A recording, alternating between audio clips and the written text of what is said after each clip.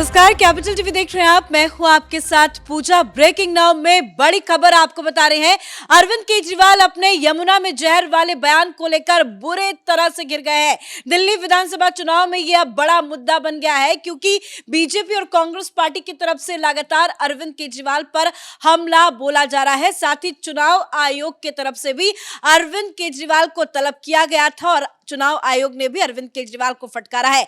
साथ ही हरियाणा के थाना में अरविंद केजरीवाल के खिलाफ मुकदमा भी दर्ज कर लिया गया है। साथ ही राहुल गांधी से लेकर बीजेपी के तमाम बड़े नेता यमुना के मुद्दे पर राहुल गांधी को ललकार रहे हैं।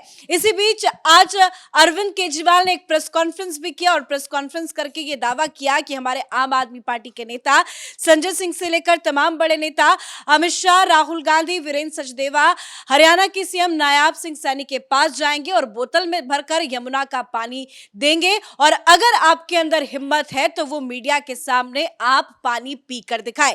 तो अरविंद केजरीवाल भी इस मुद्दे पर लगातार पलटवार कर रहे हैं, लेकिन बड़ा झटका अरविंद केजरीवाल को पंजाब से भी लगा है, क्योंकि चंडीगढ़ मेयर चुनाव में बीजेपी की बड़ी जीत हुई है।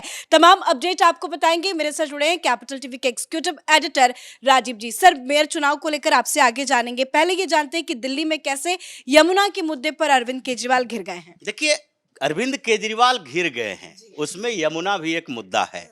आजकल केजरीवाल की स्थिति ऐसी है कि जिस रास्ते से जाते हैं वहीं बड़ा बैरियर दिखाई पड़ जाता है, क्योंकि कोई भी ऐसा मुद्दा नहीं है जिस पे अरविंद केजरीवाल नहीं घिरे हुए हैं। पहले यमुना की बात है। यमुना की बात करते हुए अरविंद केजरीवाल ने ऐसी बात बोल दी, ऐसा आरोप लगा दिया कि अब बर्दाश्त नहीं हो रहा किसी से।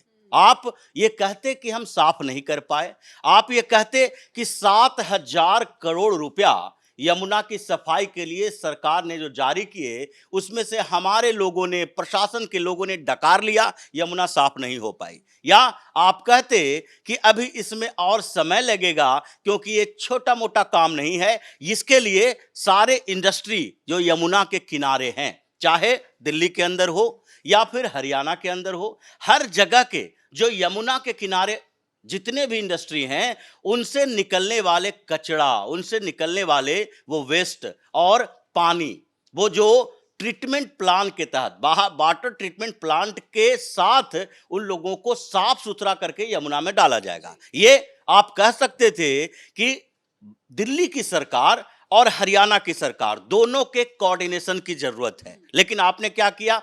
आपने सीधे तौर पर कह दिया कि हरियाणा से जहर मिलाया जा रहा है यमुना के पानी में और वही पानी यहां आता है। तो हमारा क्या है? समस्या हमारे साथ ये है कि हमारे पास जो मशीनरी है, जो वाटर ट्रीटमेंट प्लांट है, वो 1 ppm से 2.5 ppm तक अमोनिया वाले पानी का ट्रीटमेंट कर सकता है। अगर आप ये जानते हैं तो ये 10 सालों में आप अपने वाटर ट्रीटमेंट प्लांट का इनहेंस क्यों नहीं करवा पाए? उसकी क्षमता क्यों नहीं बढ़ा पाए? उसके लिए और व्यवस्था क्यों नहीं करवा पाए? ऐसा तो नहीं है कि अगर 7 ppm होगा तो वो पानी को ट्रीट करने के लिए, उसे बेहतर बनाने के लिए कोई दुनिया में व्यवस्था ही नहीं है। व्यवस्था तो है, तो वो व्यवस्था आपने लागू क्यों नहीं किया? या हरियाणा सरकार को इतने सालों में आपने कितनी बार चिट्ठी लिखी? यमुना के मुद्दे पर कितनी बार हरियाणा के मुख्यमंत्री के साथ बैठक करने की मांग की? ये कब कब आपने हरियाणा सरकार के साथ कोऑर्डिनेशन की बात की कि हम दिल्ली में हैं भाई, यहां पर यमुना की स्थिति खराब है, तो इसलिए आपकी भी जिम्मेदारी बनती है कि हम दोनों मिलजुल कर यमुना की सफाई करें।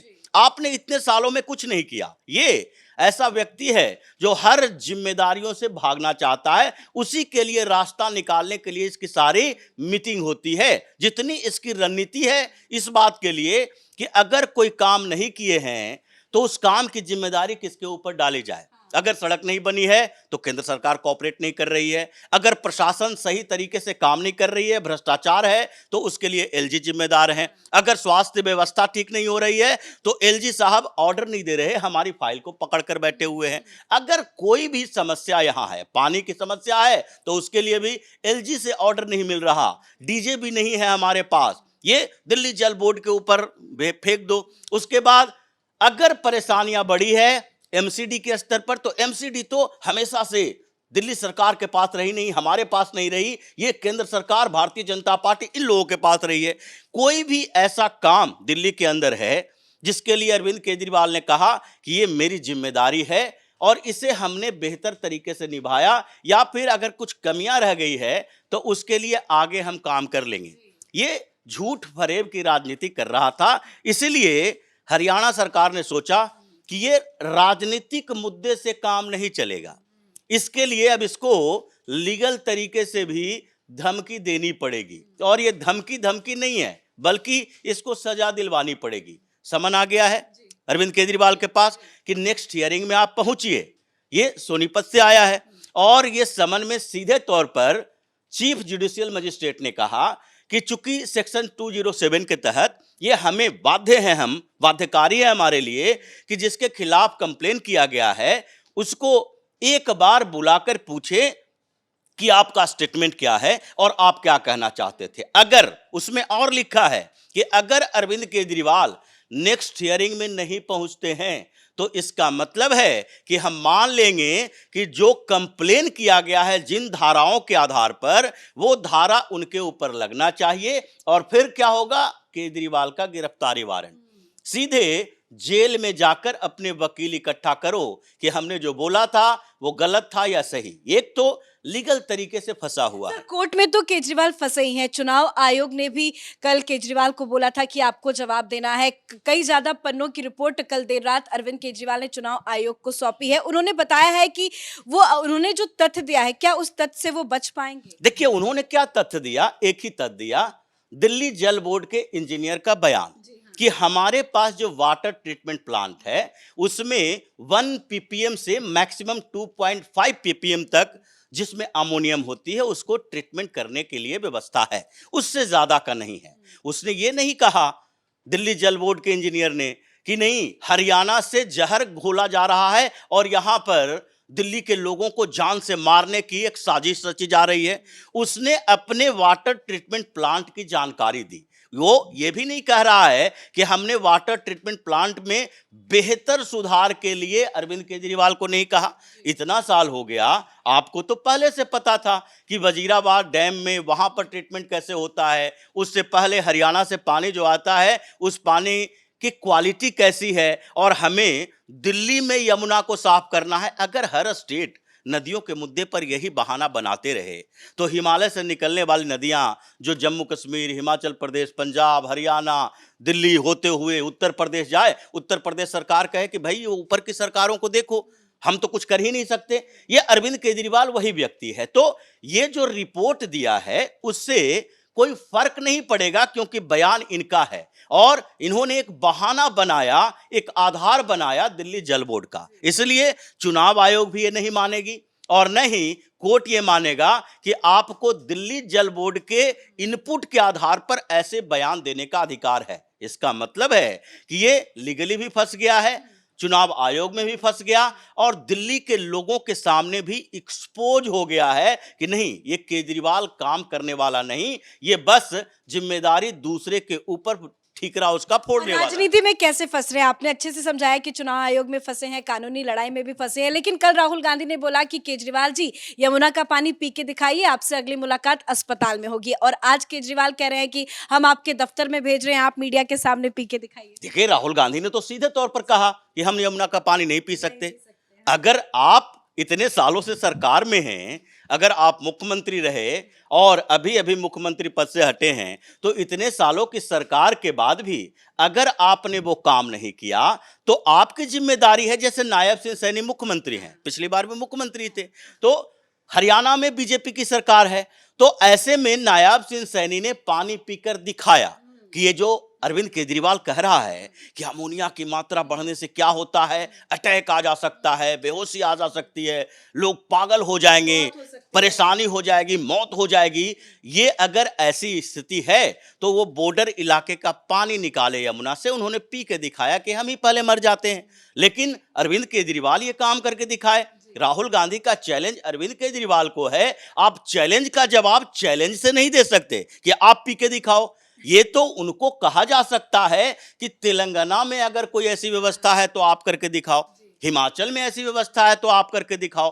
ये राहुल गांधी से दिल्ली के लिए नहीं चैलेंज किया जा सकता, उनको उनके स्टेट के लिए चैलेंज किया जा सकता है। तो राजनीतिक रूप से अरविंद केजरीवाल, ये तो एक मुद्दे की बात हुई, लेकिन जो हर रोज फंसता जा रहा है, इस मुद्दे ने क्या किया है, लोगों के दिमाग में ये भर दिया है, जो नैरेटिव चल रहा था कि अरविंद केजरीवाल हमेशा एलजी के ऊपर या फिर प्रधानमंत्री के ऊपर या फिर आसपास के स्टेट के ऊपर अगर जिम्मेदारी डालता है तो इससे बढ़िया है कि हम ही केजरीवाल की जिम्मेदारी छीन लें, यानी कि उसी को जिम्मेदारी दें जो इस जिम्मेदारी को निभा सके, जिसके लिए समस्या न हो कि केंद्र सरकार से कैसे कोऑर्डिनेट करेंगे। अगर भारतीय जनता पार्टी की सरकार रहे, जैसा पीएम मोदी ने कहा कि डबल इंजन की सरकार की जरूरत है ताकि कोऑर्डिनेशन में प्रॉब्लम ना हो, कोऑर्डिनेशन होगा, डेवलपमेंट बेहतर होगा। ये अरविंद केजरीवाल के खिलाफ ये नैरेटिव चला गया है और इसीलिए सबसे बड़ी परेशानी तो इस नैरेटिव को तोड़ना है। दूसरी स्थिति जो भारतीय जनता पार्टी के ऊपर इसने आरोप लगाया था, पंजाब पुलिस, पंजाब की सरकार, पंजाब की पुलिस को यहां से हटा लिए, हमारे जान को खतरा है। अब देखिए क्या हो रहा है, भाजपा ने कहा, दिल्ली पुलिस ने कहा, केंद्र सरकार की तरफ से कहा गया, ये पंजाब पुलिस पंजाब सरकार का दुरुपयोग कर रहा है। और कल कोपरनिकस मार्ग पर एक गाड़ी मिली और वो गाड़ी क्या थी, पंजाब सरकार लिखी हुई, कार में पंजाब सरकार, पंजाब का नंबर प्लेट। अब ये हंगामा भले ही कर ले कि ये फर्जी है, फर्जी नंबर प्लेट है, फर्जी लिखा हुआ है पंजाब सरकार, लेकिन ये है तो पंजाब से आया हुआ। और पंजाब सरकार में जिन लोगों ने एक कॉन्स्पिरेसी की कि अगर पकड़े जाते हो तो ये तो एजेंट की तरह हो गया, जैसे एजेंट को ट्रेनिंग दी जाती है भाई, चाहे रॉ का हो, सीआईए का हो, कि अगर पकड़े जाते हो तो सरकार की जिम्मेदारी नहीं है, अगर पकड़े नहीं गए तो सरकार के साथ काम मुद्दा कर। तो इससे बड़ा ये है कि प्रवेश वर्मा ये दावा कर रहे हैं कि उस गाड़ी में नोटों की गड्डियां भरी पड़ी है, शराब की बोतलें भरी। देखिए, प्रवेश वर्मा सिर्फ दावा नहीं कर रहे, दिल्ली पुलिस दावा कर रही है। वीडियो दिल्ली पुलिस ने जारी किया कि ये पंजाब सरकार लिखी हुई गाड़ी, इस गाड़ी को के बारे में इंफॉर्मेशन किसी और ने दी, किसी ने देखा कि पीछे में पंपलेट रखा हुआ है ढेर सारा, पंजाब सरकार, पंजाब का नंबर और पंपलेट आम आदमी पार्टी का रखा हुआ है। पंपलेट के आधार पर उसने इंफॉर्मेशन पुलिस को दी, पुलिस आके देखी, पकड़ी तो उसमें शराब भी, नोटों की गड्डियां भी, नोट भी मिले, शराब भी मिले, पंपलेट भी मिले। अब कैसे तुम कहोगे कि दूसरे लोग तुम्हारे पंपलेट के साथ नोट और शराब कर रहे हैं, क्योंकि ये जितनी छापेमारी हो रही है उसमें ज्यादातर संदिग्ध लोगों को गिरफ्तार किया गया है। 5800 से ज्यादा लोग गिरफ्तार किए गए, वो ज्यादातर संदिग्ध हैं और उसमें से सबसे ज्यादा पंजाब का है या आम आदमी पार्टी की सरकार जहां है। तो आप पॉलिटिकली उसका सदुपयोग करो, वहां के नेताओं का उपयोग करो, लेकिन वहां के सरकार का दुरुपयोग कर रहे हो। वहां से गाड़ियां लाकर, शराब लाकर, पैसे लाकर, ये कांग्रेस वालों ने तो पहले कहा था कि बॉर्डर सील करो, केजरीवाल क्या करने वाला है, वहां से पैसे लाएगा। और शरद चौहान ने भी कहा था, किसी सिसोदिया ने कहा कि दिल्ली के चुनाव की फंडिंग तो पंजाब से हो जाएगी, उन जगहों के चुनाव के बारे में सोचो, पहले वहां जीतना है तो शराब घोटाले का पैसा आना चाहिए, यही बात कही थी ना। तो ये पंजाब से पैसा भी ला रहा है, शराब भी वहीं से ला रहा है, और जो शराब माफिया जिसके साथ डील हुई थी वही बोतलें दे रहा है। केजरीवाल के पास यही है कि अब लग चुका है चुनाव, बिना पैसे और शराब बांटे हुए हम जीत नहीं पाएंगे, क्योंकि ग्राउंड से भी जो फीडबैक मिल रहा है उसमें पूरी तरह से हार चुका है। तो इसका मतलब है कि सोच रहा है कि 10-15% वोट लाने के लिए जितना पैसा शराब हो सके जे क्लस्टर में, स्लम क्लस्टर में लोगों को बांटो और उसी से चुनाव जीतने की संभावना बढ़ एक जाएगी। छोटा सा और जवाब आपसे चाहेंगे, चंडीगढ़ मेयर चुनाव में बीजेपी की बड़ी जीत हुई है, ये केजरीवाल और कांग्रेस पार्टी के लिए कितना बड़ा झटका? देखिए, दोनों के लिए दिल्ली के अंदर सबसे बड़ी परेशानी है, क्योंकि आप दिल्ली में अरविंद केजरीवाल और राहुल गांधी एक दूसरे के साथ ऐसे दुश्मनों की तरह व्यवहार कर रहे हैं। अरविंद केजरीवाल को वो चोर कह रहे, कायर कह रहे, कमजोर कह रहे, केजरीवाल भी उनको कायर कह रहा है। और ऐसी स्थिति में चंडीगढ़ में मेयर का चुनाव होता है, कांग्रेस को क्या जरूरत पड़ी थी उसको सपोर्ट करने के लिए, अपने आप को एक्सपोज कर दिए, लेकिन दोनों मिलाकर भी 20 वोट होते इसका। और उसमें भारतीय जनता पार्टी का मेयर बनना इनके इन दोनों कॉम्बिनेशन को दिखाता है कि इन दोनों ने एक होने की कोशिश की। तो क्या किया, 3 पार्षद भाग गए, बोला कि नहीं, ये चोरों का गैंग एक इकट्ठा हो गया है, दिल्ली में एक गाली दे रहा है एक दूसरे को और यहां आकर कह रहा है एक दूसरे को साथ जाएंगे। तो 3 पार्षदों ने क्रॉस वोटिंग कर दी, भारतीय जनता पार्टी के उम्मीदवार को 19 वोट मिल गए, इसका घट के 16 हो गया। तो ऐसी स्थितियां पैदा होगी जब आपके विचार नहीं मिलते, व्यवहार नहीं मिलते, तरीके नहीं मिलते, आप इकट्ठा होने की कोशिश करोगे तो नेता ऐसे ही भागेंगे। ये डबल झटका अरविंद केजरीवाल के लिए है। धन्यवाद सर अपडेट के लिए। तो चारों तरफ से अरविंद केजरीवाल बुरे फंस गए हैं। चंडीगढ़ मेयर चुनाव में भी आम आदमी पार्टी को बड़ा झटका लगा है। बीजेपी की बड़ी जीत हुई है। हरप्रीत कौर को बीजेपी का मेयर चुना गया है और बीजेपी के पक्ष में 19 वोट पड़े हैं। ये बहुत बड़ा झटका आम आदमी पार्टी और कांग्रेस पार्टी के लिए है। तो दूसरी तरफ अरविंद केजरीवाल अपने यमुना में जहर वाले बयान को लेकर चारों तरफ से घिरते नजर आ रहे हैं। कांग्रेस पार्टी और बीजेपी हमलावर है। चुनाव आयोग ने भी झटका दे दिया है। साथ ही केजरीवाल के खिलाफ एफआईआर भी दर्ज हो चुकी है। अब अरविंद केजरीवाल को समन भेजा गया है, जिससे उनसे अब पूछताछ भी होगी। इस बड़ी खबर में मेरे साथ फिलहाल इतना ही। कैमरा पर्सन अशोक के साथ मैं पूजा, कैपिटल टीवी।